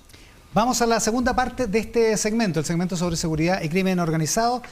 Francisco Rego le pregunta a Claudio Rego. Claudio, vamos siguiendo la línea del debate. Tú me acabas de decir que sería muy importante tener el apoyo de las Fuerzas Armadas en lo que es la seguridad pública. Pero la verdad es que hoy día en la práctica podríamos desplegar Fuerzas Armadas en virtud de algún estado de excepción constitucional, ¿cierto? Asamblea por guerra interna o básicamente estado de excepción constitucional de emergencia. Tú votaste a prueba en su momento. Y esa constitución lo que hacía era eliminar el estado de excepción constitucional de emergencia, sacar a Carabineros de la Constitución, sacar a la Policía de Investigaciones de la Constitución, establecer una acusación constitucional en contra del general director de Carabineros y el director general de la PDI y básicamente quitarle atribuciones al derecho de la refundación de Carabineros, las Fuerzas Armadas, etc. ¿Por qué hoy día estás pidiendo desplegar a militares cuando en un momento te la jugaste por la opción que lo impedía? ¿Por qué ese cambio? Claudio Rego. A ver, yo nunca he cambiado mi manera de pensar, Francisco. Yo creo profundamente en el Estado de Derecho, que hoy día tenemos herramientas de la Constitución para poder abordar la situación de emergencia y, entre otras cosas, algo importante. Cuando nosotros planteamos el tema de las Fuerzas Armadas, no es para que reemplacen a Carabineros o para que reemplacen a la PDI en el territorio. Lo que estamos diciendo es que hoy día, al igual que en el norte e igual que en el sur, si tú quieres echar a la población La Victoria en medio de una balacera, o en Bajo de Mena, o en la Santo Tomás de la Pintana, hasta hace 2 años, Carabineros no tenía vehículos blindados. Una manera de apoyar es que podamos ocupar los blindados del ejército, o podamos ocupar sus drones, o podamos ocupar su inteligencia. En esto, desde que yo era intendente hasta ahora, nunca ha cambiado. Para mí, las fuerzas, en este caso de orden, son fundamentales para el establecimiento de la seguridad de todos los chilenos, y yo siempre he pensado, y eso que me saquen alguna cita distinta, de que el derecho humano a la seguridad es un derecho humano esencial para todas y para todos, y me la voy a jugar mientras sea gobernador para que ese sea algo que sea realidad en toda la región metropolitana y no solamente en algunas comunas. Tiempo, entonces, para esa pregunta. Ahora, Claudio Rego le pregunta directamente... Yo creo que tiene una réplica. Una réplica y una dúplica. Es que ya va a haber momento para seguir debatiendo. Claudio Rego le pregunta a Francisco Rego. Oye, yo le quería preguntar a Francisco porque obviamente ya lo dije que estoy de acuerdo con la idea del centro integrado. Sí. Claramente Buenos Aires como ciudad es muy distinta a Santiago. Buenos Aires es una autoridad para todo el territorio, Santiago son 52. Entonces la pregunta es, ¿cuáles, a juicio tuyo, son las diferencias de ambos sistemas? ¿Qué deberían considerar? Si tú sabes de verdad cuánto costaría la integración, porque tal como te lo he dicho, ya la hicimos y yo sé exactamente cuánto nos costó y me gustaría saber, porque lo complicado aquí no es el edificio, lo complicado es la integración tecnológica. ¿Cómo harías tú esa integración tecnológica? Y si se demuestra que la nuestra funciona, si tú la ocuparías. Primero no me integrar a todas las cámaras, Claudia, hay que ser certero con la información. Mira, nosotros tenemos diferencias con la Ciudad Autónoma de Buenos Aires que son evidentes, partiendo por la población. La Ciudad Autónoma de Buenos Aires tiene 3.5 millones de habitantes, más 3 millones de habitantes que van de forma transitoria. Santiago, región metropolitana, son 8.4 millones de habitantes. La implementación de la Ciudad Autónoma de Buenos Aires hoy día está un poquito más avanzada que nosotros. Son 15.000 cámaras de seguridad estandarizadas con inteligencia artificial, con patrones de reconocimiento de conducta, instalados en 4.000 puntos distintos de la ciudad. Nosotros tenemos que hacer el barrio en Santiago, en la región metropolitana, comuna por comuna. La más avanzada, como yo te decía, era Las Condes. Tú en algún momento me dijiste, nosotros logramos integrar 1.400 cámaras de sistema. Bueno, Las Condes tiene 3.685, como que no vamos bien en esa tarea, ¿cierto? A mí sí me interesaría hacer las cosas bien. Lo segundo es que efectivamente nosotros vamos a tener que dialogar, conversar, articular con 52 alcaldes de comunas distintas. Y ahí es fundamental la colaboración, la cooperación y la firma de convenio. Alcalde, ¿usted quiere cámara? Perfecto. Yo también quiero cámara, pero usted se tiene que integrar el sistema de seguridad. Firmemos un convenio macro. Firmemos un convenio, usted se suma, yo le financio las cámaras, ¿cuánto cuestan las cámaras? En promedio cada punto 12 millones de pesos. ¿Cuánto quiero invertir yo? Clave, datos, cifras, porque el dato mata el relato, que es lo que a veces a algunos amigos no les gusta. Vamos viendo, por ejemplo, lo que sería el primer año de nuestro proyecto en ya vigencia. 1.500 cámaras, 208 pórticos lectores de patentes, 52 drones, 26.000 botones de impacto, entre ellos botones para las mujeres, que denuncian, por ejemplo, una violación, un abuso sexual, que estén conectados directamente con los planes cuadrantes de Carabineros, más de 300 planes cuadrantes en toda la región. 5 segundos. Valor total, que es importantísimo, 21.000 millones de pesos en el primer año de inversión para proyectarlo durante los 4. Listo.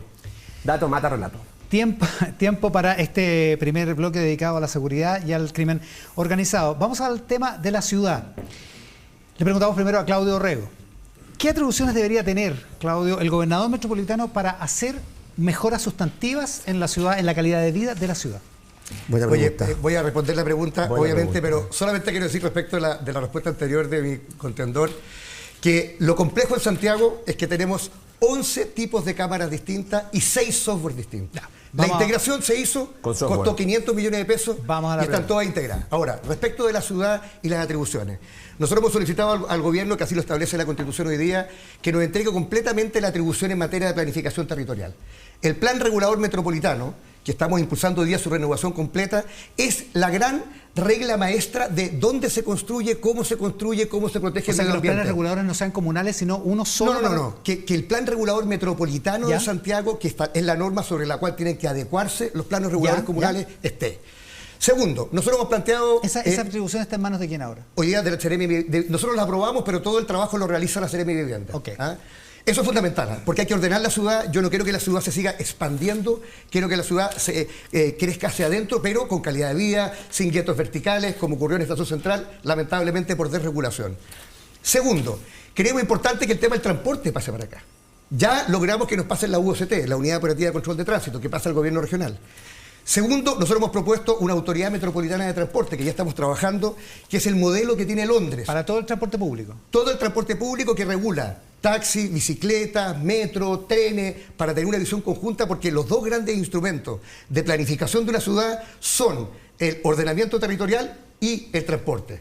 Tercero, hemos planteado la importancia de que se nos pasen algunos servicios públicos. Por ejemplo, lo he dicho con mucho cariño, el parque metropolitano, que solo existe en Santiago y que depende del ministro de Vivienda. Bueno, el parque metropolitano administra 20 parques de la región. Los espacios públicos son los que definen una ciudad. Es en el espacio público donde la gente tiene muchos espacios para recreación, para la salud mental. Eso nos parece fundamental que nos lo pasen. Y en materia de desarrollo económico se está avanzando, pero a mi juicio lento. Nosotros creemos que toda la estrategia de turismo, toda la estrategia de trabajo de ciudad inteligente, toda la estrategia de promoción de los emprendedores, tiene que ser en la región. Y esos son servicios públicos de Corfo, Cercotec, que podrían pasar perfectamente al gobierno regional. Y hasta ahora el Estado Central ha hecho caso omiso de esas peticiones. La UOCT la entregó, el resto está en proceso. En el caso del Parque Metropolitano no lo hemos logrado, pero vamos a insistirlo. Y lo más importante, Iván, que yo le digo a la gente, si queremos tener en el caso Santiago una visión compartida de ciudad y no simplemente un archipiélago de islas, necesitamos un gobernador con atribuciones. Gracias, Claudio. 30 segundos de réplica, Francisco Orrego. Mira, ¿qué me gustaría tener a mí como gobernador? Creo que son 3 elementos fundamentales. Primero, la división de pavimentación del Servio. Hay que reparar los hoyos. Nosotros estamos proponiendo reparar cerca de 80.000 hoyos. Yo no solamente quiero esas atribuciones, quiero ese presupuesto, que es bien grande, para solucionar problemas reales de los vecinos. ¿Qué más? La competencia de reglamentación, por ejemplo, respecto del transporte rural. Clave, el decreto ley 212. Hoy día los vecinos de las zonas rurales están viviendo realmente aislados de Santiago y no tienen cómo conectarse. Ahí podemos hacer mucho, sobre todo con el aumento presupuestario. Y tercero, hacerme cargo de la emergencia. Creo que sería clave, el COGRID. Tiempo. Pregunta para Francisco Orrego, el tema es la ciudad y su calidad de vida. Su oponente exhibe el eje Alameda Providencia como uno de los grandes logros de este periodo de gobernación. ¿Comparte usted esa visión de la ciudad, esa manera de mirar la ciudad que está expresada arquitectónicamente, urbanísticamente en el eje Alameda Providencia? A ver, comparto la visión de la ciudad respecto de que hay que mejorar los espacios públicos, sin duda. De que sea un gran legado el eje Alameda Providencia, yo vivo ya hace 20 años, 2 baldosas. O sea, digamos las cosas por su nombre, 2 baldosas. Y están partiendo las reparaciones ahora hace 2 semanas, ¿por qué? Porque tenemos elecciones. O sea, yo soy vecino, yo ando en scooter todos los días por ahí. Me tengo que andar esquivando los hoyos para no matarme y caer debajo de una micro. Esa es la realidad. Ahora, el proyecto Eje Alameda Providencia, si bien es bien emblemático, no parte con esta administración. Parte con la administración anterior de Claudio, cuando era intendente, 2014-2018, cuando planifica una remodelación del eje de la zona de Alameda con un corredor urbano, ¿cierto? Que quería hacer pasar las micros por el medio de la ciudad y cortar la ciudad en 2.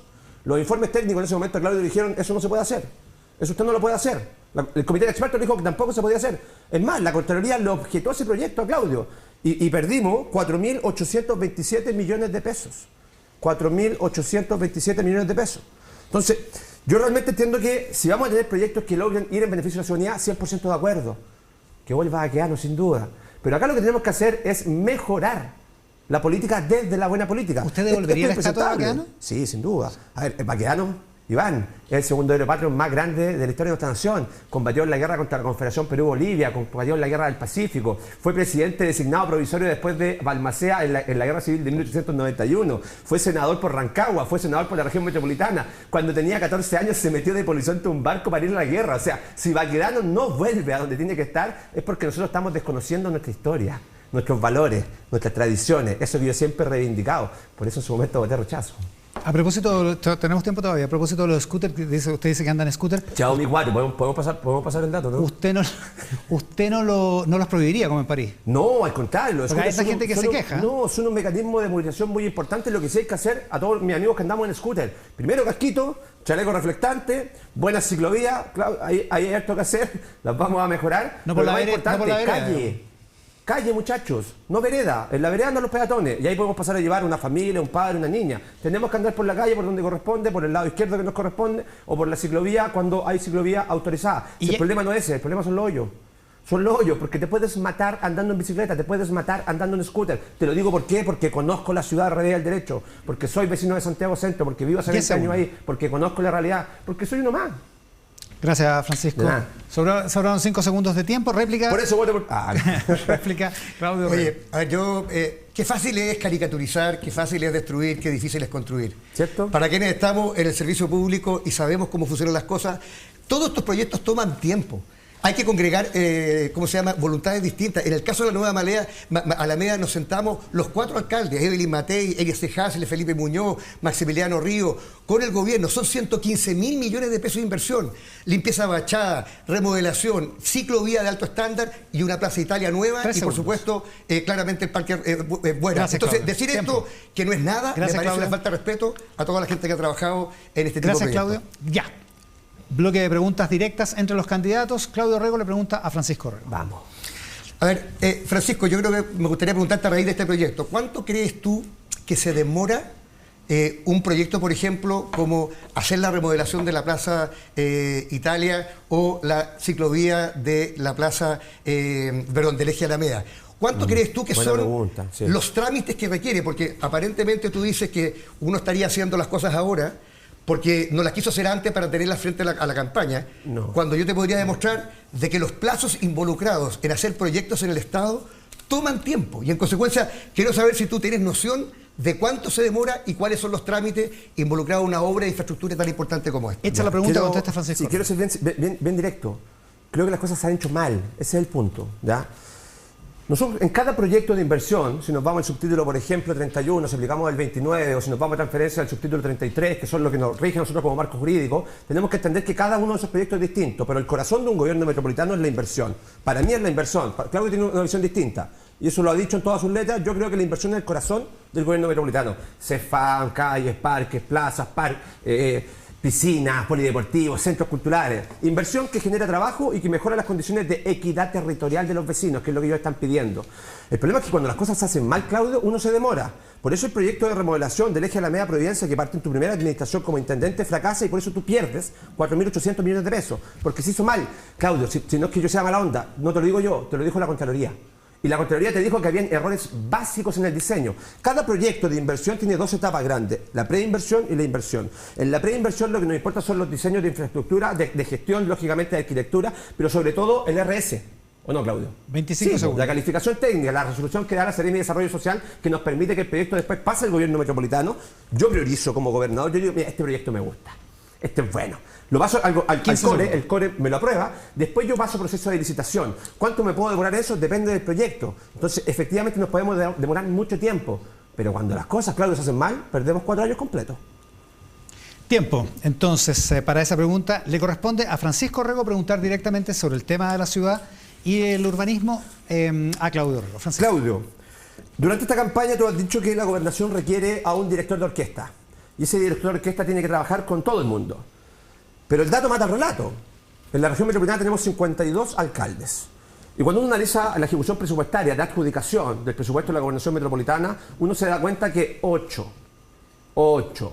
de cada 10 pesos que gasta la gobernación metropolitana van a municipios de gobierno. Si yo sumo Conchalí en la ejecución, me doy cuenta de que 9 de cada 10 pesos que tú ejecutaste en el gobierno metropolitano se van a alcaldes que son del gobierno. Como que el dato le gana al relato. Parece que no estamos trabajando con todo. Claudio Rego contesta. Bueno, lo primero que quiero decirte es que el criterio que nosotros tenemos y debiera tener un gobierno regional para asignar los recursos, primero, es la vulnerabilidad social de las comunas. Sí. Esto no es una repartija política, hay que ver cuáles son las comunas más pobres. Segundo, la población. No es lo mismo una comuna de 6.000 habitantes que una de 500.000. Y tercero, la cantidad de proyectos que presentan las comunas. Ahora, el dato que ha presentado Francisco tiene 3 problemas. El primero, que pone todo el presupuesto. Hay presupuestos que nosotros mismos gastamos que no son de las comunas. Por ejemplo, cuando compramos 90 camiones de aljibe, 90 ambulancias, 70 camiones de aljibe, 45 clínicas veterinarias. Son parte de los 10, pero van a las comunas más pobres. Entonces estamos mezclando peras con manzanas. Segundo, cuando tú quieres mirar políticamente la región, tienes que considerar de que en este periodo 37 alcaldes eran de centro izquierda y 15 de derecha. Y dentro de las 15 de derecha hay 3 comunas, Vitacura, Las Condes y Barnechea, que durante mi periodo nunca presentaron un proyecto porque no necesitan. Porque de hecho Las Condes tiene casi el doble del presupuesto del gobierno regional. Entonces, no comparemos peras con peras.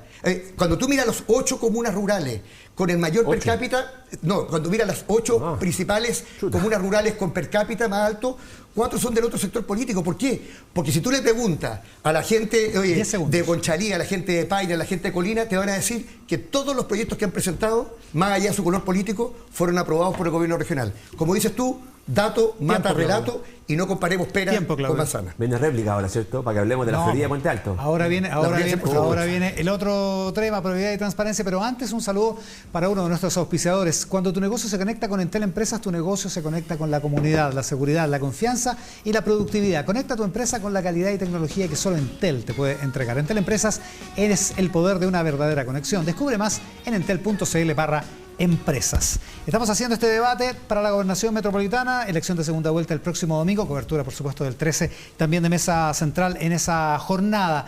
Claudio Rego, Francisco Rego debaten ahora sobre el tema de la probidad y la transparencia. Le corresponde la primera pregunta a Francisco Orrego. A propósito de probidad, Francisco, un contrato que usted tuvo con la Municipalidad de La Florida fue objeto de cuestionamientos por la Contraloría, también por diversas voces.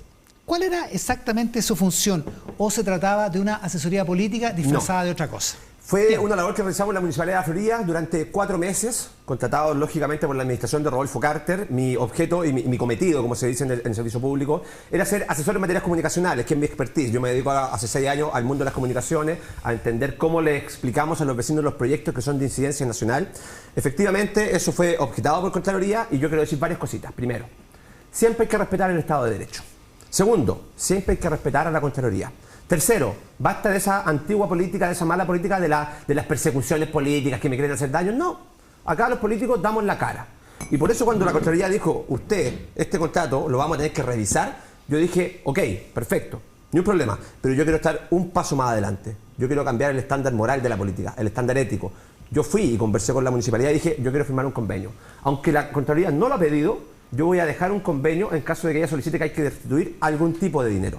Y dejé un convenio firmado y 4 cheques. Así de simple, porque yo me adelanto. Para devolver los 4 sueldos que recibió. En caso de que efectivamente la Contraloría así lo establezca, porque yo no estoy dispuesto a que se juegue con la ética de las personas.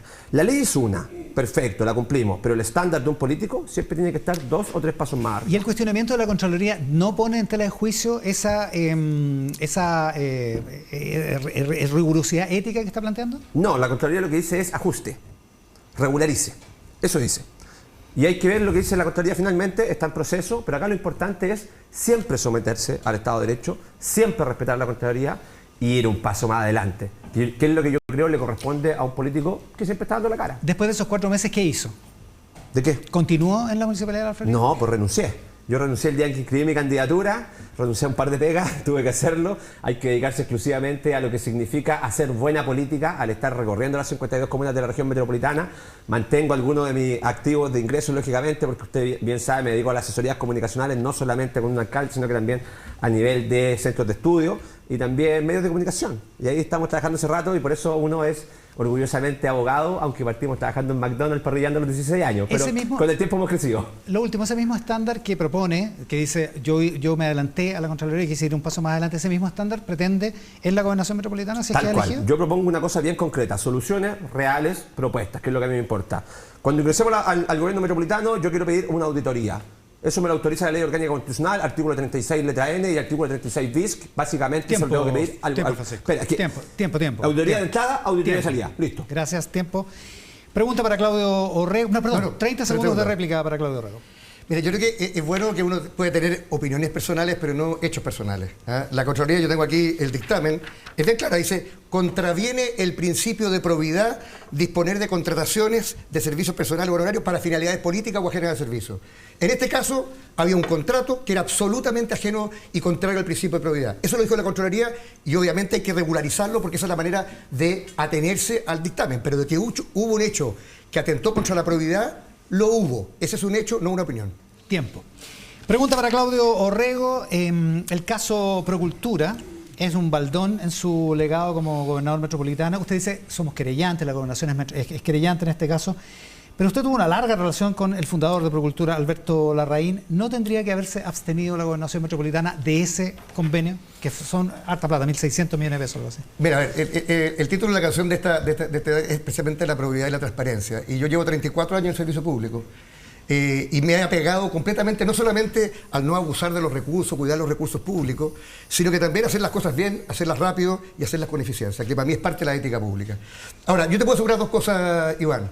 No hay ningún servidor público que pueda asegurar que en su institución alguien no va a cometer un fraude. Y claramente para poder evitarlo hay que crear instituciones que generen control. Nosotros cuando asumimos la gobernación metropolitana nos encontramos con el escándalo Zumba, que eran estos 500 millones de pesos que dio el exintendente Felipe Guevara a una organización para hacer clases de Zumba en pandemia, sin tener especialización ni nada. Nos querellamos en ese momento y creamos un protocolo que es muy importante para responder tu pregunta. El protocolo estableció, aparte del Departamento de Ética y el Código de Ética y varios convenios y capacitaciones, estableció lo siguiente, que la única manera de firmar convenios o acuerdos de programas con entidades sin fines de lucro era a través de la discusión del Consejo Regional, con boletas de garantía y pólizas de seguro por el 100% de los recursos, con incompatibilidades de los socios y, lo más importante para nosotros, con rendiciones mensuales. El gobierno regional metropolitano tuvo 385 acuerdos con fundaciones y universidades, 385.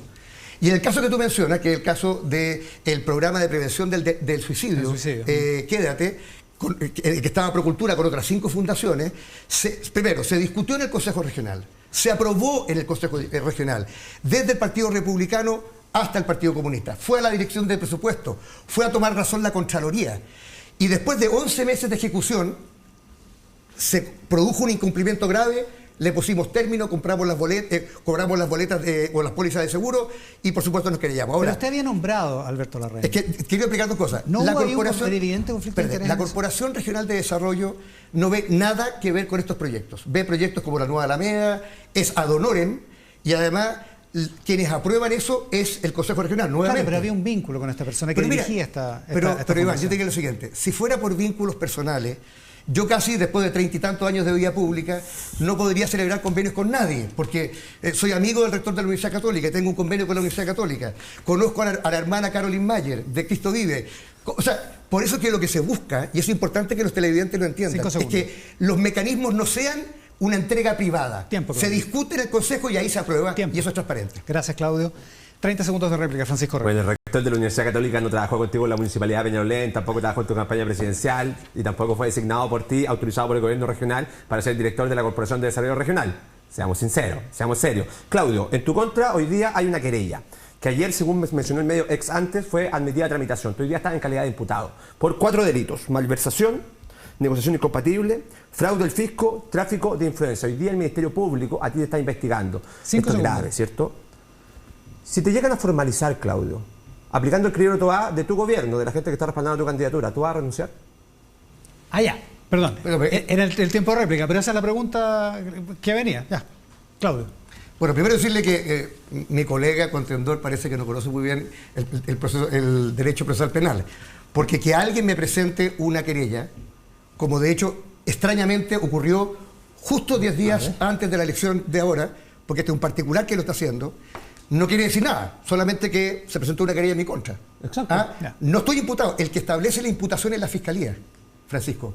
Y el Estado de Derecho que tenemos, mientras el fiscal no me impute, porque yo soy querellante en el caso de Procultura, yo no soy imputado. Ya, esa es la respuesta. Corresponde perfecto. a su pregunta. Sin duda, mira. ¿Esa era la pregunta? Perdón. No, pero es que ocupó la réplica por una pregunta. Bueno, acá lo importante, pero le Claudio, dimos espacio es, para contestar. Lo importante, Claudio, es el concepto de transparencia, de probidad, sin duda.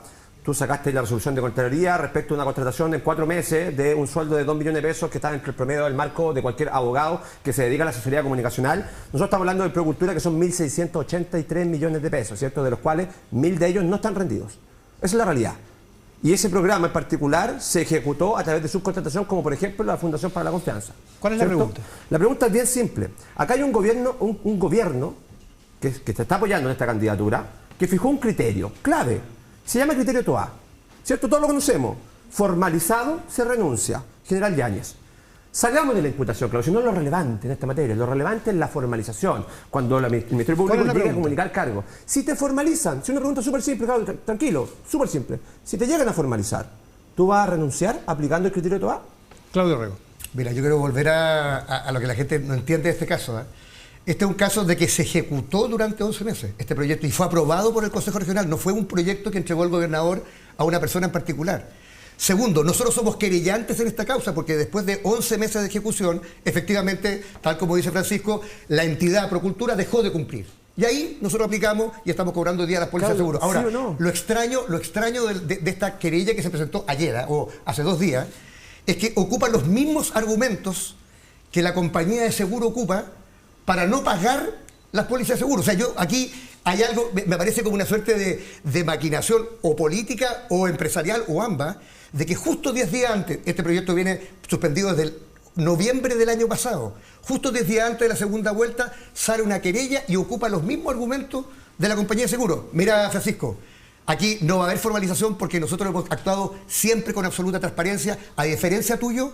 Yo llevo 34 años en servicio público y nunca la Contraloría, nunca me ha cuestionado nada y no va a ser esta la ocasión. Tranquilo, Claudio, tranquilo. Contestada la pregunta, tiempo para la pregunta de Claudio Rego a Francisco. Mira, a mí me gusta que a Francisco le importen todos estos temas de probidad y transparencia, por lo que hemos ya estado conversando, porque hay varios casos hoy día en la palestra pública respecto de casos de corrupción abiertos y derechos. Sí. Entonces yo tengo 2 preguntas que hacerte, Francisco. Primero, ¿por qué en tu programa no hay una línea respecto al tema de probidad y transparencia, cuando efectivamente es tan importante para ti? 1.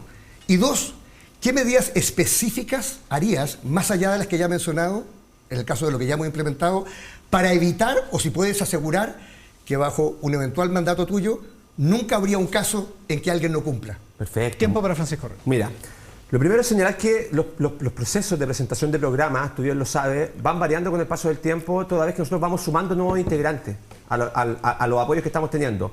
Yo hay cuestiones que las dejé plasmadas en el programa y hay cuestiones que he comunicado públicamente. Y a veces es mucho más importante comunicarlo públicamente porque los vecinos acceden mucho más rápidamente a los medios de comunicación, al Instagram, al TikTok, donde van a conocer nuestras posturas políticas. Y nuestras posturas políticas son bien claras y lo he dicho en todos sus tonos. Yo quiero realizar una auditoría de ingreso en virtud de la disposición de la ley 19.175, nuestra ley orgánica constitucional, y es bien simple, si no es nada del otro mundo, es porque hay que conocer el estado real de cada uno de los pesos que administra la gobernación metropolitana. Y no solo eso, lo conversé con los consejeros regionales electos, ojo vecino, el Consejo Regional tiene 34 miembros, 34. De esos 34, 21 de ellos, para este periodo de 4 años, son del mundo de las oposiciones. Y yo conversé con todos ellos, para eso estaban dispuestos a aprobarme esa medida, porque la tiene que aprobar el Consejo Regional, artículo 36 bis. Sí, para 30 estamos dispuestos. Pero no solo eso, quiero hacer una auditoría de salida. Después de 4 años, también auditarme a mí mismo, porque eso es lo que corresponde, esa es la transparencia. Eso es lo que nos están pidiendo hoy día los vecinos, porque la plata no es ni mía, Claudio, ni tuya, Iván, es de usted. Si es usted el que paga los impuestos. Por eso es tan importante, y a mí me gustaría replicar modelos que han sido bien duros. Por ejemplo, el de Camila Merino en Vitacura. 5 segundos. Investigar, auditar, querellarse y ser, ¿sabes con quién más duro? Con los que vienen del mismo mundo de uno, porque eso duele más. Tiempo. Termina así el bloque de la probidad y la transparencia. Vamos al último bloque de preguntas entre Claudio y Francisco Orrego sobre política, sobre la campaña y sobre la contingencia. Corresponde que le preguntemos primero a Claudio Orrego. Claudio, Se le ha criticado en estos últimos días de la campaña una especie de turismo electoral, en primera vuelta con Iracy Hasler, en segunda vuelta con Evelyn Matei y con otros alcaldes de la oposición. Usted ha dicho, ha reforzado la idea de su independencia, pero ¿no debe tener el líder metropolitano una identidad política clara para los electores, por cierto, pero también para los ciudadanos en general? Bueno, Iván, a ver, yo soy una persona que no nació ayer en política.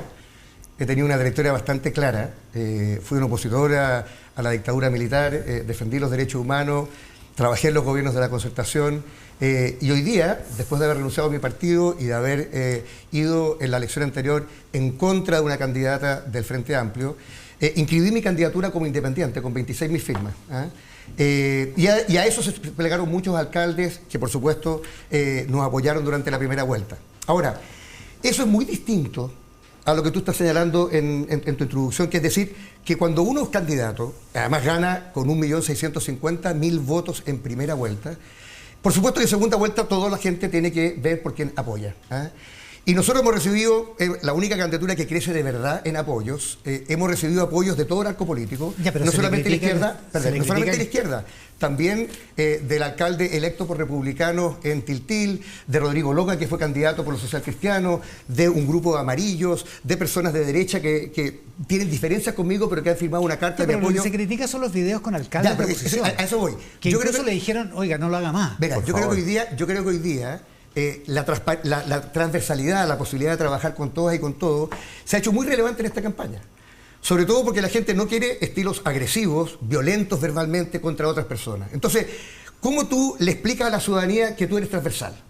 Bueno, se lo explica a través, no que tú lo digas, que yo diga que soy transversal a lo mismo, que otras personas digan que pudieron trabajar contigo sin ningún problema, que es lo que hemos hecho con esos videos que tú señalas. No hemos editado ninguna cuña, la gente sabe que ellos votan por Francisco, pero ellos dijeron en su momento que habían podido trabajar con Claudio Rego. Pero y eso no, me parece... no es una manera de confundir al electorado. ¿Sabes por qué no? Se lo digo porque pone a Cristóbal Lira, porque pone a Evelyn Matei, porque pone a Rodolfo Carter, en fin, pero esconde a Iracy Hasler. No, mira, es que yo creo que hay una equivocación. Yo leí la entrevista hoy día de Evelyn Matei en la mañana. Tú vas a todas las comunas donde los alcaldes nos apoyan y los videos que tenemos en esas comunas, de Tomás Boanich, Claudio Castro, Karina Delfino, es llamando directamente a votar por mí. O sea, yo no estoy escondiendo a nadie. Aquí la gente que llama a votar por mí en su comuna tiene un video. Ahora, este caso es distinto. Yo creo que en ese sentido no tiene por qué ponerse nervioso Francisco, porque la gente sabe por quién vota Evelyn Matei. No, si los molestos son ellos. Evelyn Matei. Oye, ellos saben. Lo distinto es que ellos dicen que yo puedo trabajar con todo y eso es lo importante para el futuro gobierno regional. Gracias, Claudio. Iván. 30 segundos de réplica para Francisco Rego. Claudio, te lo pidió Evelyn Matei, te lo pidió Rodolfo Carter, te lo pidió José Manuel Palacio. Es más, Evelyn Matei te dijo, Claudio, por favor, no lo hagas más. Cuando una mujer dice que no, es no, Claudio. No lo hagas más. ¿Tiempo? Tiempo. Corresponde la pregunta para Francisco Rego. Usted no era la primera opción de Chile Vamos, Francisco. Yo creo que 22, 24, por ahí andando. Sí, el otro día dijo 18, vamos avanzando, vamos aumentando. Sí. Pongámosle que era la 24ª opción. Ya. Y hay, por su falta de experiencia en cargos ejecutivos, una legítima duda, o le parece legítima la duda que puede haber respecto de su capacidad para ejercer la gobernación, tomando en consideración que su bloque político no pensaba en usted como candidato. Mira, efectivamente, yo he recibido en esta campaña por parte del comando de Claudio varios ataques. Paulina Budano tratándome Francisco Malo, Gonzalo Vinter preguntándome de dónde yo venía. Tranquilo, Claudio. Vlado Milosevic, todos voceros del oficialismo, cuestionando mis capacidades mentales, burlándose de millones de personas que hemos padecido algún tipo de enfermedad mental. Pero esta crítica en particular creo que va por el camino correcto. Esto va a ser buena política.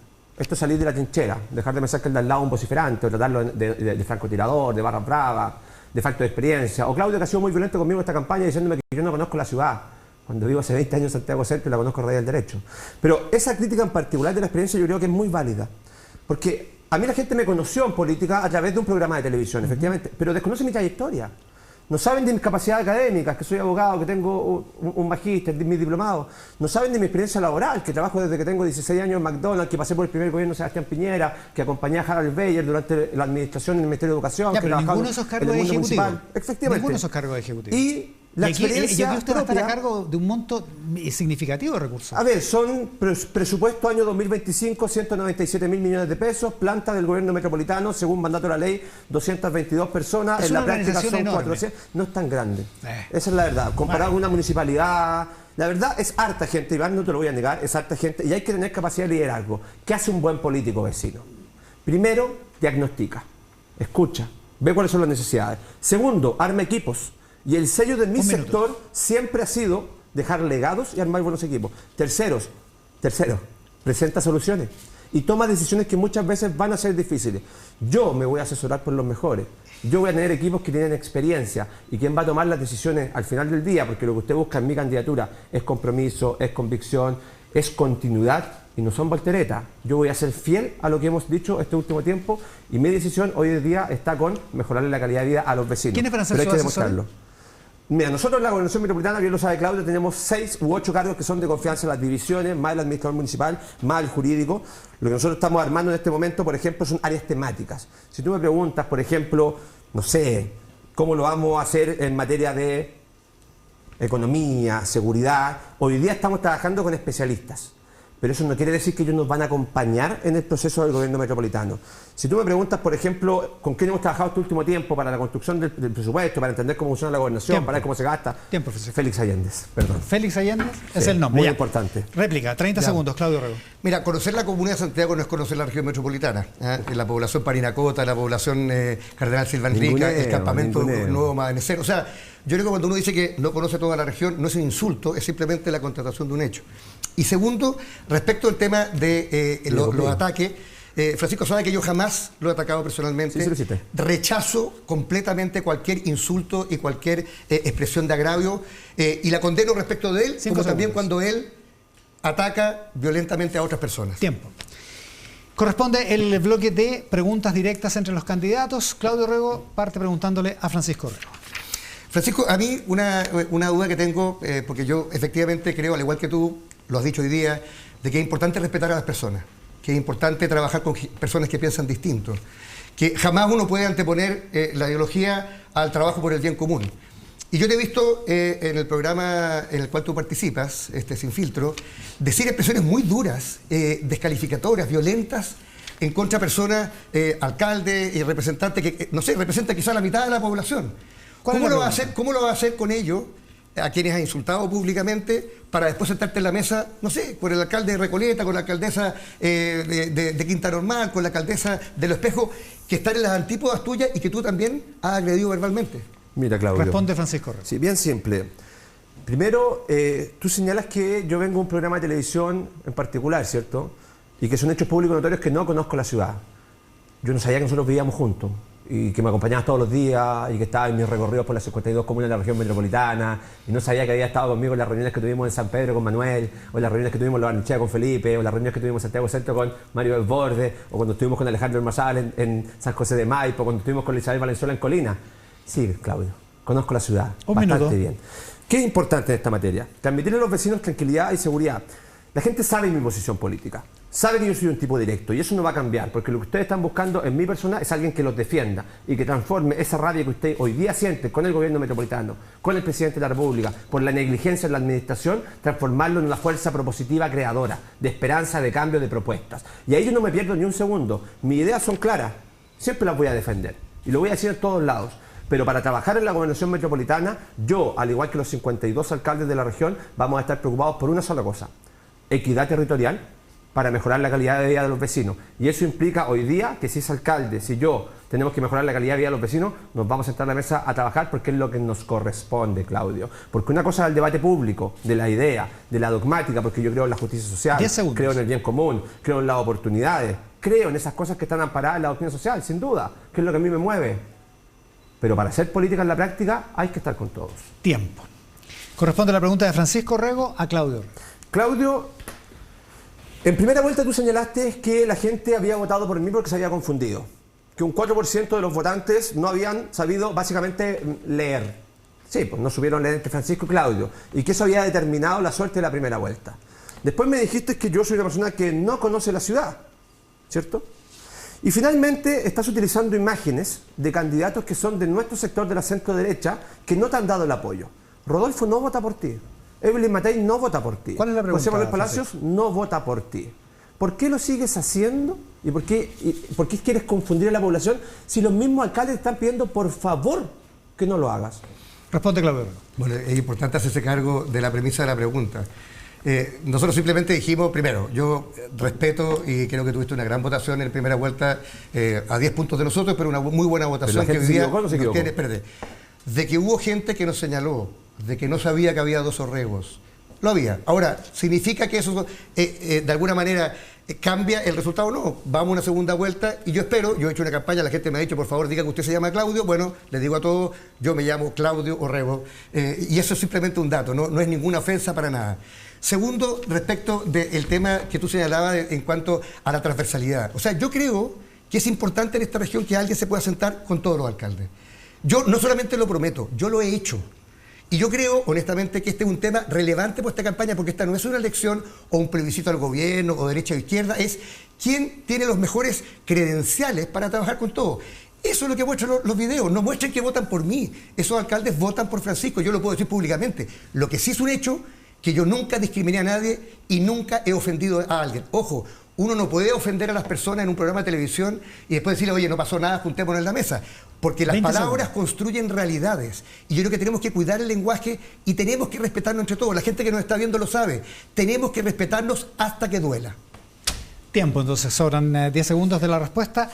Corresponde a la última parte de este debate. Les agradezco desde ya su participación en este debate para la gobernación metropolitana de los 2 candidatos de segunda vuelta que se enfrentan el próximo domingo, elección con voto obligatorio, por si acaso. 1 minuto de libre disposición para cada uno de los candidatos. Comienza por el orden de la papeleta Francisco Orrego. Mira, me gustaría haber terminado este programa de una forma distinta, pero aquí cuando decimos que somos los grandes articuladores y el dato está matando el relato, hay que ser sinceros con la ciudadanía. No se trabajó con todos los alcaldes. Yo quiero ser bien sincero con vecinos de La Florida y Puente Alto que fueron discriminados durante esta administración. Cuando uno compara los presupuestos 2018-2020 de La Florida, administración anterior a Claudio Orrego, se adjudicaron 16.000 millones de pesos. En la administración de Claudio, que es la administración 2021-2022, bajó a 6.000 millones de pesos. Eso fue para ustedes, vecinos de La Florida, una disminución del 63.40%. Vamos a otra comuna de la oposición, Puente Alto. Periodo 2018-2020, 9.000 millones de pesos adjudicados. En el periodo de Claudio Orrego, 4.400, disminución del 52%. 15 segundos. Pero cuando se trataba de un alcalde amigo, Iracy Hasler, Santiago Centro, pasamos de 14.000 millones de pesos en el proceso anterior a 20.000 en el de Claudio Orrego, un aumento del 40,70%. Yo creo que es importante hablar con los datos sobre la mesa, es importante ser transparente y decir la verdad. Gracias, minuto de libre disposición entonces para Claudio Orrego. Oye, el jueves pasado me tocó ir a la comuna de Peñolera a los 40 años y fue muy emocionante encontrar a gente que trabajó conmigo durante mucho tiempo para que esta comuna, que es como la encarnación de todos los Chiles, se transformara profundamente a raíz de la innovación, del trabajo con alianzas del sector privado y también con la comunidad. Ese espíritu es el que yo quiero para toda la región metropolitana. Hoy día la gente está cansada de peleas pequeñas, está cansada de dividirnos entre derecha e izquierda.